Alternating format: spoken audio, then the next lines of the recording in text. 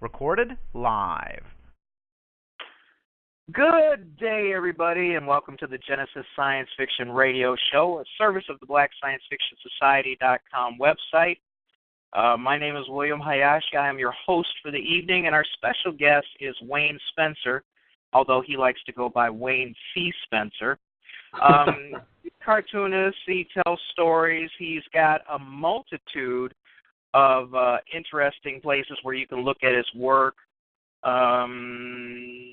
Well, I guess some of the easier ones are www.spencerranch.net, right? spencerranch.wordpress.com, www.indieplanet.com, and then front, and you know what? Just go to Indie Planet and look for it. But anyway, Wayne, welcome to the show. Let everybody know where you're coming to us from. Hey, William, how are you, man? I'm coming to you from Orlando, Florida. Particularly sunny today. It was a nice day today? Yeah, it was pretty nice, pretty warm. That's not bad. We just had a little bit of rain here in Chicago, but not like the last few rains we've had where things get flooded out. Well, you know what? Did you grow up in that area, by the way?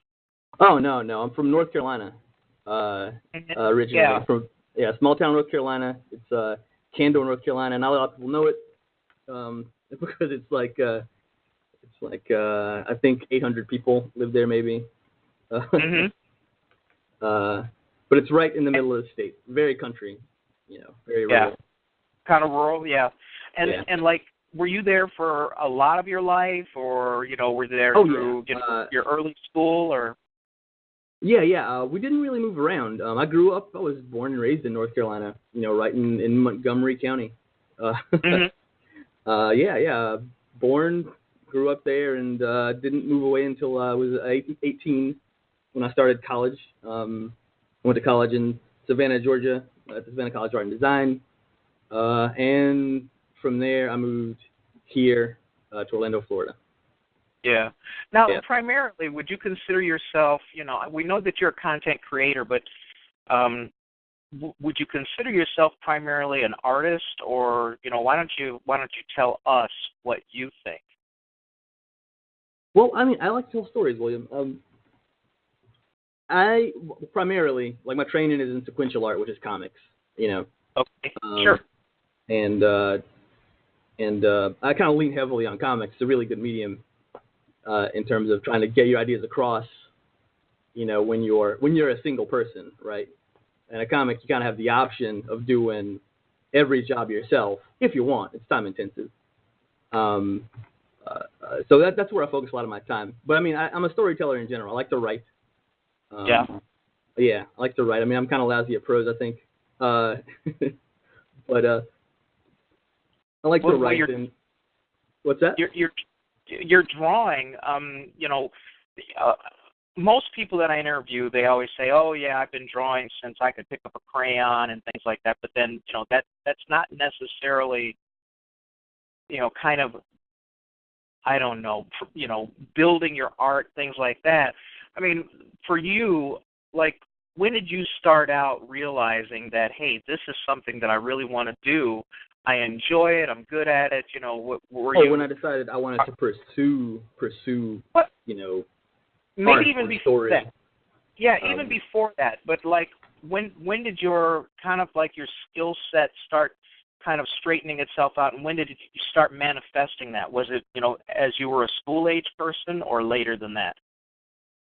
Yeah, definitely as a school age person. I mean, I think I always told stories, but art didn't really come into it until maybe I was in 5th or 6th grade. A lot of times, like you said, a lot of times you talk to cartoonists, and a cartoonist will tell you that, I've been, I was drawing before I could walk, or the first thing I picked up was a pencil, and I drew my first comic book when I was 3.5 years old, and it was kind of imbued this mythology into their backstory. But I think I liked to write before I liked to draw. And I didn't really start drawing until I was in the 5th grade, and then I didn't really start to think about art as something I wanted to do with the rest of my life, or creating things as something I wanted to do the rest of my life until I was in high school, actually. Well, if you started writing, or drawing, you said you started drawing in 5th grade? Yeah, I think really seriously. And then, but if you started out writing, it sounds to me like you were kind of into storytelling, and if in 5th grade, figure you're 10, 11 years old. Right. What were you doing in terms of creative writing that early in life? Were you writing in school? Telling stories there? Yeah, one of the memories I have from 4th grade is we had to do these reports. We had to do these reports on birds, which in hindsight kind of strange since I like animals. I wanted to be a biologist for a long time. But we had to write reports on birds, but I thought it was really boring. So I didn't really do the assignment that I was given. Instead, I wrote kind of these stories about these birds. And, my teacher wasn't especially pleased with me, but she really liked the stories. You know what I mean? Mm-hmm. Yeah, I don't know. It was kind of a double-edged, right? Like the blade has two edges. Like it was, on the one hand, I got in trouble because I didn't do the assignment right. But on the other hand, she really liked my story, and she kind of really wanted me to keep making stuff. That sounds kind of like some pretty early encouragement, Oh, certainly. I'm very lucky. I kind of ran into a train of people early in my life that really kind of encouraged me to build my skills and to pursue the things that I made, or just to pursue things in general. And yeah, everybody doesn't get that, so I'm pretty lucky. That's not. So so when did you merge these two together? Okay, you got your story writing, you got your I'm being bad in school kind of stuff, and you started to learn how to draw. Well, come on. Everybody gets in trouble.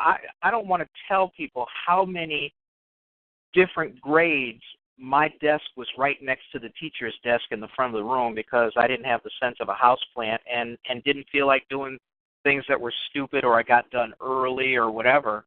Right. But had I been more artistically bent, I probably would have had more encouragement, like most people, and like you did. Mine was just bad behavior.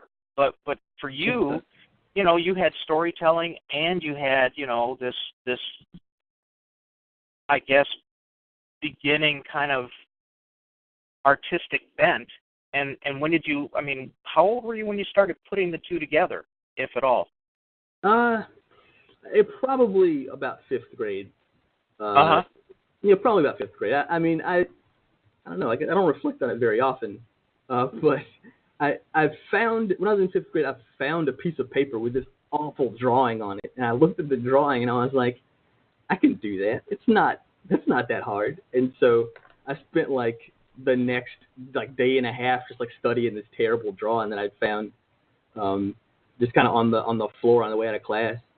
And I'm copying it over and over again, and I think I must have broken something in my brain, because that's the first time I can remember really intently wanting to draw things. And it wasn't very long after that I started to want to create my own characters or situations and draw those things. I don't know. It was a long time ago, man. I'm old, William. No. I'm not a young man like you. Yeah, I can't remember what I had for breakfast. So, but it sounds. It sounds to me like you're. One of the things that you haven't mentioned is when you started drawing, did you copy other things first? Did you draw cartoon figures, or what kind of drawing were you doing? What was it that attracted you to it? Oh, animals. When I was even younger than the boring story that I just told, I was drawing dinosaurs or elephants, lions, animals. Animals are fun to draw, and kids like animals and they like to draw them. Like I do remember doing those sorts of things, but not really in like an organized. I wasn't trying to accomplish anything. It was just like something to do. Well, I mean, a lot of people start out that way, and you know, not everybody has some sort of structured environment or structured, you know, kind of focus. So, I mean, and yet there you are, 11 years old, and you've decided, well, maybe I can put my own stories together that have illustrations with them and what have you. So that's still pretty young, you know, to identify that yourself that you were interested in. Right. I mean, I don't think that was, you know, the very first part of my story I don't think is very unique. I think a lot of people have the same story. Like I got into middle school, and Image Comics. Did you know Image Comics? Image Comics was a really big deal in the 90s, right? Like it was Sure. Yeah. The hottest comics creators from Marvel Comics basically broke off and started their own comic studio. And it had that, you know, like rebellious, like my parents can't tell me what to do, this ain't your daddy's superhero comic kind of feeling, which really resonates with like a 10-year-old, right? And so, like, yeah, it wasn't even me. Like a bunch of other kids had all of the comics and were really, really into them. And they all wanted to make comics. They all wanted to draw comics characters. And so, yeah, I mean, there was a lot of just probably the way that kids talk about video games now or hang out and play them together. Like there was a lot of drawing comics characters just like over and over again, just copying like panels out of like X-Force or Youngblood or whatever. Mm-hmm.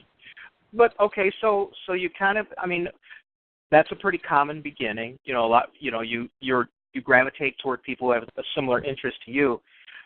What kind of stories did you start drafting at that age? I mean, you mentioned the fact that the rebellious nature of, you know, not only those content creators who broke off from Marvel, but, you know, just in general, you know, at that age, what kind of stories were you producing or were you imagining at that time?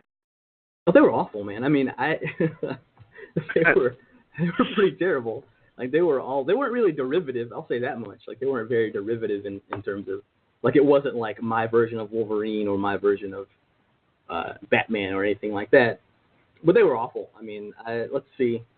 There was a guy who, I watched a lot of horror movies when I was a kid. My mom was really into science fiction and horror movies, and maybe now she'd be embarrassed to admit it, but like then she was like very into, like she got me into Star Trek, you know, when I was a kid, and like Twilight Zone, and these are the kinds of things that she liked and was enthusiastic about herself.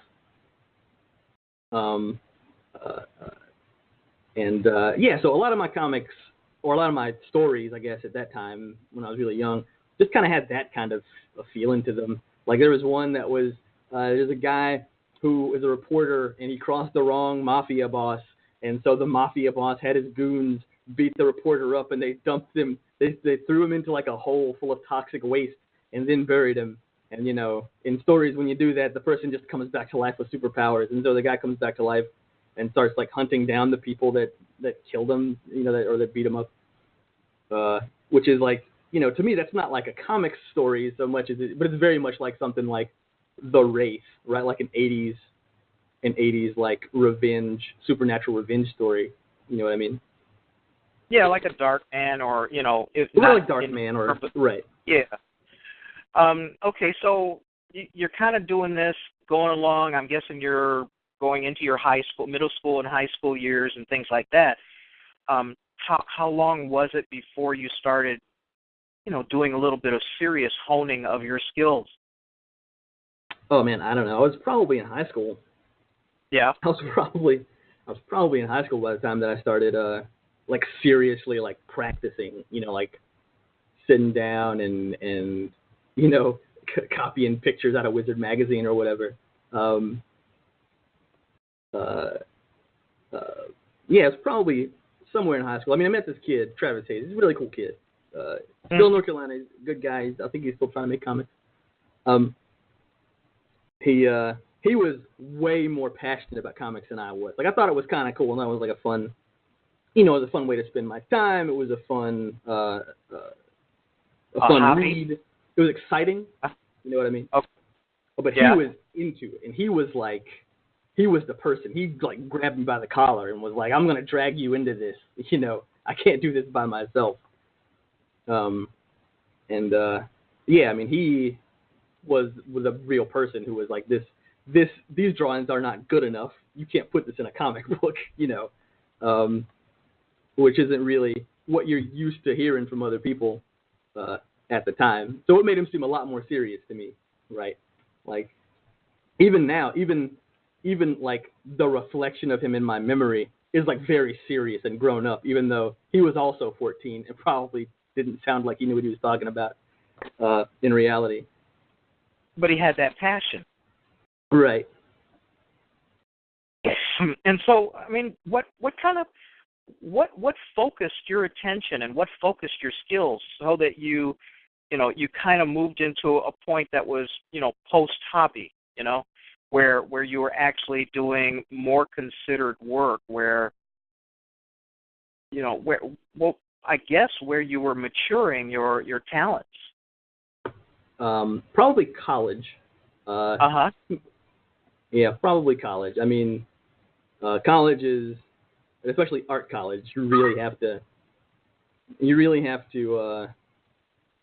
to do your assignments and like work and focus on your work. And like when you sign up to go to art college, I majored in sequential art, which is essentially comic books. Right.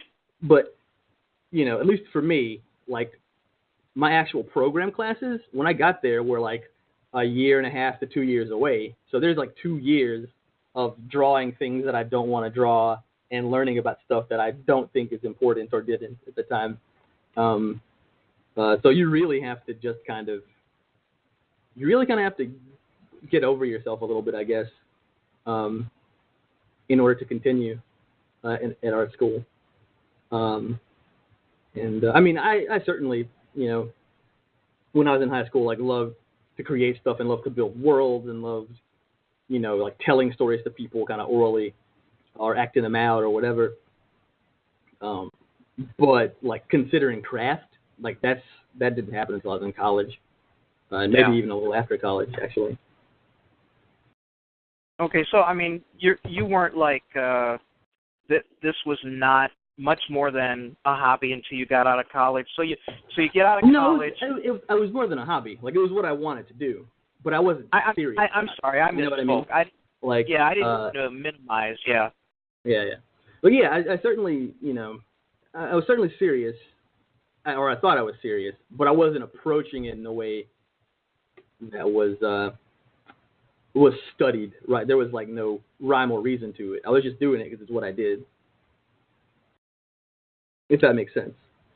No, it does. I mean, when I think about all the jacking around I did in college, I mean, I'm not doing anything that I learned in college. College to me was, I was 17 when I left. I got out of the house. That's what it was for me. I got out of the house. Mm-hmm. I got out of the house and I avoided the draft. So, well, it's good. Well, yeah. So those were 2 goals for me. But in your case, okay, so you go through college. You did you get a degree? Some people make it, finish. Some don't. No, yeah. Yeah, and then once you got your degree, you got your degree. You walked across the stage. You got that gown on. What were you thinking the moment you got that degree? At the time, man, I don't know. A lot of people think about, oh, I got this big college debt. Now I have to find a job. You know what I mean? So, I mean, where was your interest focused, like, once you were out of school? Well, I think that once I left college, I wanted to be a colorist. I wanted to color comics. Okay. That was kind of where I wanted to focus all my energy. I mean, I don't know. When I walked across the stage, I drew a comic about this, so I think that I was starting to get a little bit disillusioned with comics, kind of as a career. Why so? Well, I mean, I don't know. You've talked to you've talked to quite a few cartoonists on your show. That's true. I mean, there is a pessimism about the industry, among cartoonists, and it's not unearned. It's not an unearned pessimism, and especially not for independent creators. Mm-hmm. I think that I was just becoming aware of it. I certainly had stars in my eyes all the way up through college. And then in senior year, you kind of take some more serious classes in that program, or you did at the time. I'm not really sure what it's like. I'm not really sure what it's like at the time, or it's like now. But at the time it was very serious my senior year, and my senior year they were seriously dropping some this is what the reality of this is like, right? Comic books are fun. And we have fun making them, and we're all family, and we're all friends. But here is what you're going to face you when you leave this place. And so, I think that I was probably kind of disillusioned. But at the time, there was actually a company here in Florida, CrossGen Comics, CrossGen Studios, I forget which, down in Tampa. And they were radical. They were revolutionary. I mean, they were paying people a living wage to work in. A living wage to work in comics or on the comics, and they went into an office and they sat at a cubicle, and it was a business. It was like a real. It wasn't like now most stuff works for hire. There are the two big studios, but even the two big studios don't have don't really employ the people that create their content. They're all contracted. Right. This was a pretty crazy notion, and I was in the same line as everyone else trying to get through the door, right? That place imploded because they were wasting way too much money on sort of superfluous stuff. And there are all these crazy legends about the guy who ran the company. He blew the money on a trailer for a comic, or he was trying to make cartoon movies and he wasted all this money. He made this line of pressing comics to DVDs. And, he did all these crazy things, and so he squandered his fortune, and the company went under, basically. So, I mean, that was kind of, for me, that was kind of like the light at the end of the tunnel. I was kind of pretty sure that I would just end up somewhere in Florida working at CrossGen, probably coloring comics. It would probably be a pretty good life, and I could still work on my own comics or stories on the side. Right. I mean, beyond that, I don't know. So they go belly up. You wanted to be a colorist, and now all of a sudden, this place that almost sounds like it could, it was almost like the little engine. No, the little engine that could actually did. But what they did was it sounded like they were building a little consortium of creatives in order to have like-minded people around, and once that went away, I mean, what did you do for work? I mean, by the time that they disintegrated, I was already in Orlando. I drew characters after college. Well, actually, I worked in fast food, which is I don't recommend it. If anybody listening is thinking about a career in fast food or food service, I don't really recommend it. But afterwards, I moved to Orlando, where I drew caricatures for 2.5, 3 years. And working at a couple of the parks, or the Animal Kingdom here in Orlando, and some of the resorts, which was fine. And caricature, I actually do recommend. If you draw and you're listening to this and you want to get very good at drawing, I recommend drawing caricatures. I think it's a very good way to hone your skills, and get used to showing what you work on to other people. Not only that, but you get used to having people watch you work too. Yes, that's true. That's not always easy. Say that again? That's not always easy. And I'm in the IT industry mostly to make money. Right. And my normal rate is anywhere from $150 to $250 an hour. Mm-hmm. If somebody wants to watch, it's $300 an hour, and if they want to help, it's $500 an hour. So I don't like people looking over my shoulder, not because I'm doing anything wrong, but because they're breathing on me and they're getting in my way. Right. But doing caricature stuff, first of all, you're actually drawing in real time, which is huge. It's not like you got time for a commission, or you got you can take your time, look at the angles, blah blah blah blah blah. You really that's some fast drawing under the gun. So that obviously certainly is. I mean, I often, if I draw comics around somebody or near them, they comment how quickly I pencil things, right? And it's because of caricature, but I am one of the slowest caricature artists I know. I mean, there's like one person who's slower than I am that I know. But that's the thing. I mean, caricature is like the Iron Man challenge of art. You have, people who don't like you and don't trust you, and they're watching you or, looking at you suspiciously from the other side of the easel and wondering what you're doing to them, and you got to make those people happy. You got to make them laugh, and you also got to surprise them. It's, I don't know. It's not like anything else, I don't think. It's work I really like doing. Well, I mean, it's very much like stand-up comedy. You have to be, first of all, you have to be on the moment you put color to paper, and not only that, but you have to be good, and you have to close well. You do have to close well, yes. I mean, I mean, I think that's more important even, because I found that if you're not particularly good at drawing, but you're funny, people don't really care. They remember the time they spent with you. You know what I mean? That drawing's going to be thrown away in a couple of days, Well, some people take those things home, they frame them, and, hang them up on the wall, too. Right. Yeah. Right. Yeah. All right, so you're doing caricatures, and were you working on your own creative stuff, in your spare time? Or were you just doing this kind of pickup work first? Yeah, well, I mean, I was always kind of noodling around with ideas. Yeah. And like I said, caricature it's a skill builder, man. Like the way that I draw now and the way that I drew when I left college are night and day. They don't look anything alike, And yeah, I mean, the simple act of drawing for hours a day makes you great at drawing. And drawing from what you observe also makes you great at drawing and that sort of thing. But yeah, I always noodled around with little projects. I mean, I worked on a book, or not a book, a comic. During this time, it was called Kid Sledge. It's about a kid with a big hammer. He fights evil gods.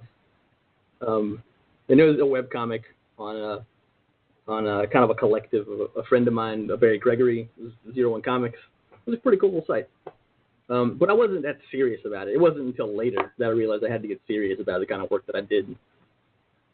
And really, like, it wasn't just gonna happen. That you have to work and keep working, and really be present in the minds of the people that you make stuff for. Which is, I think, the only real way to make it. Yeah. Okay, so I mean that's kind of like the drawing half of what you do. What about the story making that goes along with putting together a decent comic? Because you know what, if you can't tell a story, it doesn't matter how pretty the pictures are. Right. I mean, sure. I mean, you can look at quite a few mainstream comics, and if you took the word balloons and the caption box out of them, you couldn't tell what was happening. Right. But I mean, it's kind of a balance, because very good drawings can offset poor storytelling ability. I mean, that's true. Well, that's true. Working that are poor at storytelling, but they can draw a really nice picture. And then you're right. But you really have to be the best of the best to make that work out for you. Yeah. I don't know. I like writing. I'm not formally trained as a writer. I'm formally trained as a storyteller. And I would say that, I don't know. I think that's why my prose stinks, first of all. But understanding how stories work and being able to I don't know. To tell a good one. Yeah. Right. Somebody online wants to know, when you were doing your caricatures, did that help you? How did that help you, or did it help you? Expressions, things like that. Well, lots of things. I mean, any kind of observational drawing makes you really develop like a mastery of whatever the thing is that you're observing and drawing. Yes, it helps you with expressions, and it helps you with like faces and making people look unique and making people look the way that you want. Like maybe you want somebody to look evil, right? Or maybe you want somebody to look clumsy, or maybe you want somebody to look smart or stupid, or however you'd like them to look. And yeah, caricature will help you with those things, because you're observing real people, and it's kind of important that you can pick out one or two little things about them and put that in the drawing,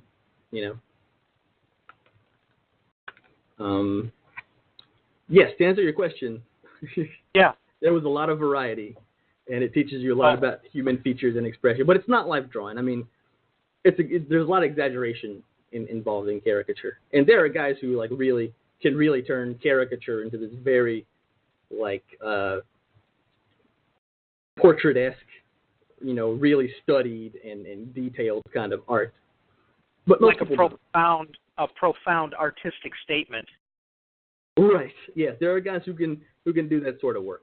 But a lot of people do it as a job, and there is certainly, when I left caricature, there were certainly some habits that I learned, shortcuts that make you drawing faster, that I had to unlearn when I went into drawing less caricature style art. Okay, so you've got all that going for you, and you've been working on your storytelling, you've been working on your art, and now you're at the point kind of at the beginning of your career. Where did you draw upon? What was your inspiration for the stories you were telling?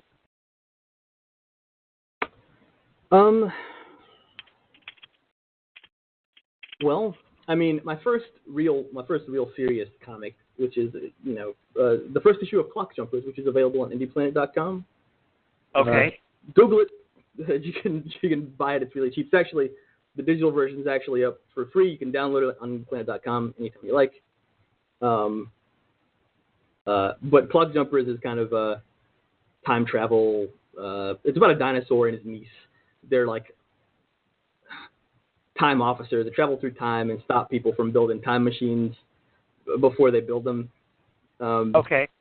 And I don't know. I think that the inspiration for that is just, I like dinosaurs, and I like time travel. Like Back to the Future is one of my favorite movies when I was a kid.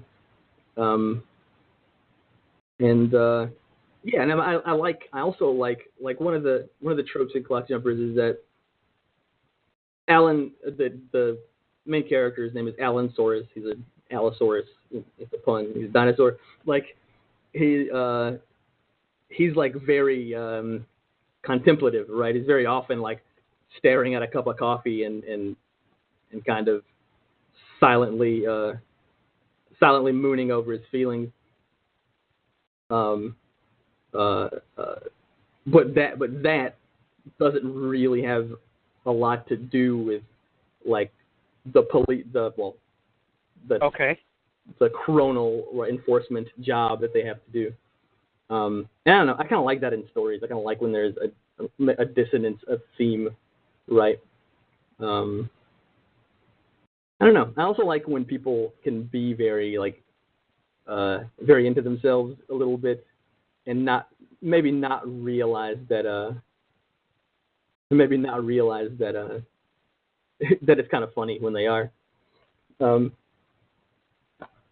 See, that was that, and then I did 4 issues of Clock Jumpers. Then I did preview of Dog Star Wars, the fantasy comic. I mean, mostly the kinds of stories I want to tell are just the kinds of stories that I want to read. Right. Right. Like that's kind of how I come to the conclusion of what I want to make a story about. Like I'm not I'm not necessarily one of those cartoonists that sets out to make a statement and then tries to create a product around that statement. I don't think that, for me, that doesn't work, right? Like maybe there's a statement in there, but the statement happened in making the thing and not because I saw it beforehand. So yeah, I mean, yeah, I wanted to make Clock Jumpers because I like things that are kind of serious and silly, and I wanted to make Dog Star because I like fantasy stories. You know, it's really heavily inspired by like Hayao Miyazaki and kind of anime, you know, like anime style whimsical stories. Mm-hmm. You know, you mentioned when you were growing up that your mom was a fan of, you know, would it be mostly horror or both? Or, I mean, she will never admit it. You know, she's like super religious now, and she, you know, that's not. You know, we don't talk about those days. You know what I mean? Like, but yeah, she was really into horror, specifically, maybe horror primarily, but also like science fiction. She really liked science fiction, you know, Outer Limits and Twilight Zone, because she was a kid when those things sure. were airing, you know. So those are her fond memories.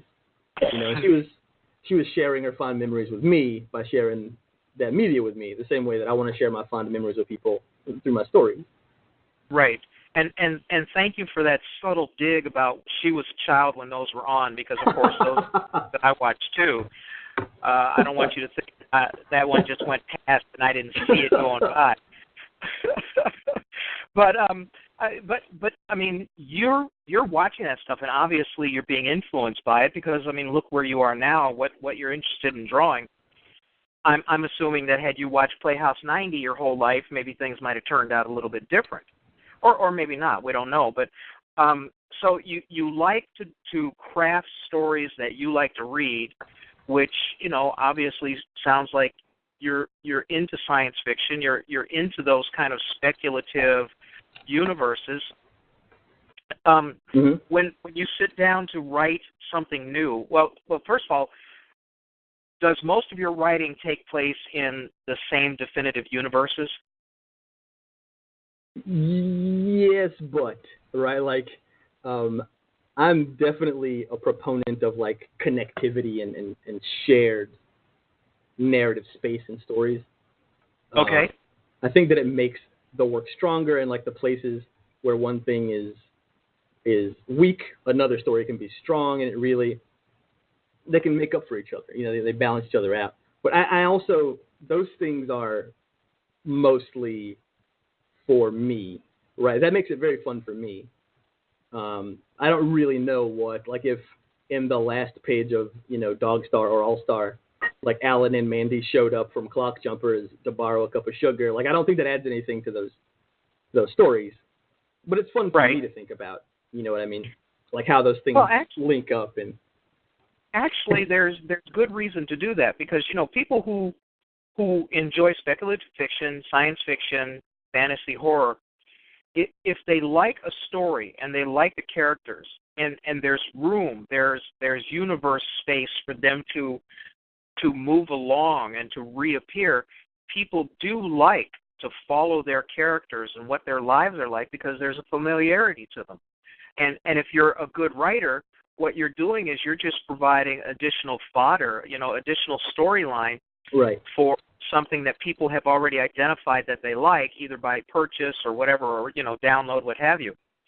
So, I mean, multi-volume series, especially in comics, I mean, look how long some of these comic guys have been around, like this Superman guy, you know, apparently there's a guy dressed like a bat. You know, some woman from an Amazonian island where there's no men, which begs the question, how the hell do they reproduce? You know, you've got all of these. You've got these heroes who last a long time, and some who aren't really heroes. Well, I guess they're heroes. You know, they're superheroes. That's what they're called. Right. So you've got a creative universe where your characters have caught on. And as you go along, as you spin out new stories, you know, you've got people who come back for more, and that's not a bad thing. I definitely agree. It's there's certainly a leverage in continuity. I mean, there's also like a very vocal kind of minority in comics specifically that hates continuity. They think that it hinders story and story potential. I'm not one of these people. I think that continuity is one of the things that makes comics great, and it's one of the reasons that comics is kind of like the crocodile of media, right? Like 65 million years ago, some catastrophe happened and wiped out most of the life on the planet, but crocodiles are fine, right? Like comics is kind of like that crocodile. Like things come and go, genres come and go, and in comics, those things live on and are fine to this day, 60 years after their inception. And I think because continuity and that kind of investment that people who love comics have, it insulates the medium, and certainly the readership of comics, like in the last, 50, 60 years, has been dwindling, right, like slowly at first and then all at once. But I mean, the fact that comics is around at all, I think, is due in part to continuity. Well, that's part of it. I mean, right now we're talking about comic books as an entertainment medium for, in the adult age range. But let's be honest, comic books make stories very accessible to children, and in many cases, it's what they first read. They first get into comics. They first get into, that's their primary, reading entertainment. So I think that, although we may have a drop off in readership, and I think that's pretty well explained by the fact that we have so many other stimulation that kids are into. I mean, once a kid gets an iPad, they're going to be invested in that in a way that's almost, that's seductively overwhelming. Right. I mean, all media is kind of facing like the shrinking of each slice of the pie, right? Like, and in large part due to like personal devices like the iPad. Like you can place comics on an iPad. Plenty of people do it. Plenty of people read comics. Yeah.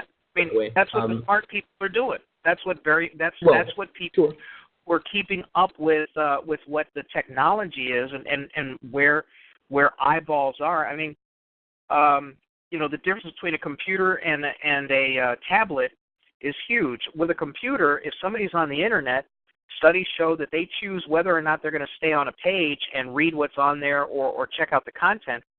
That decision is made in a fifth of a second. So that's the kind of attention span that you're fighting to trigger, to get people to pay attention for that amount of time.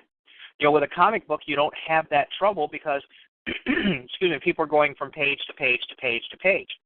But on the internet, comics also face that same problem, though. I mean, comics compete with YouTube and Xbox and everything. I mean, everybody has less time and more stuff to fill that time. Right. So you really have to consider your product, and you really have to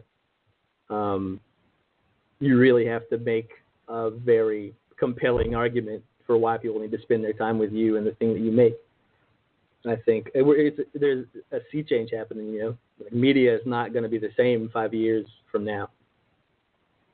Well, no, the changes are accelerating. The evolution of media, just in the past. Well, let's start from 1990 to now. In the past 25 years, there have been, like you said, the same term. It's been a sea change of exactly, of epic proportions. For you then, I mean, you mentioned you write stories that you would like to read, and what that does is that suggests that you are looking for an audience of similar mindset to yourself, instead of just going out and writing stories that you think are going to be commercially successful. What's your process for deciding what's important? Well, I mean, when you perform triage, right? There's, everything exists on a spectrum, right? Like, so if I have, 13 stories, a certain percentage of all those stories is going to seem more appealing to me, right, to an audience than the rest of those stories. And maybe those are the stories that I focus on. You know what I mean? Which, you know, is still fulfilling in that I'm working on a thing that I want to work on, but at the same time, it's not kind of thumbing your nose at your audience. Well, yeah, that's true. I mean, content is king. You know, you can fool people, you know, with well, let's just take movies. You know, you can throw some explosions in there. You could have it be loud. You can pick certain music, but eventually it comes down to being able to tell a good story. And sometimes people don't care about a good story in Right. terms of a movie, but with a comic, you know, the story has to be compelling enough for them to want to pick it up and read it. You know, I don't think it's as haphazard as maybe, you know, some of the other entertainment industries. You know, It's harder to hide your flaws, is what I would say. Like, it's harder to hide your flaws. If you can't draw feet, you know what I mean? You can. The only way around that is to just never draw feet, right? So it's a little harder. You can't just loud noise and you know, there's a trombone every time somebody opens a closet door to scare you, or so you don't really see what's happening. I think that is so, but at the same time, I mean, quality doesn't always bear out, you know, at least not immediately, you know. Like the guys that you talked about a minute ago. I'm sorry, I just saw the Lol Liefeld in the chat room and distracted me. But no, I don't think that quality always bears out immediately. Maybe on a long enough, you know, time frame. Oh, the guys you were talking about, like the Supermans and the Batmans and all of these, you know, huge icons, right, in the industry or in entertainment in general. Those those are institutions. You know what I mean? Those are huge. And when you develop Little William's Adventures and you put it on drunkduck.com and you start your comic, you are entering into competition with those things, you know, maybe indirectly, but you are. And so, I mean, I think that if you have the inertia of recognition on your side, like most of those properties do, quality is probably less of a concern. But everybody doesn't. And if you're an independent creator, you don't. It can't be assumed that recognition is on your side pretty much ever. Well, and let's be honest. I mean, today, with people having literally millions of choices, entertainment choices to choose from, you know, not only do you have to do something well enough and compelling enough to get their attention, but you have to figure out how to make them find you. Right. You know, that's I think another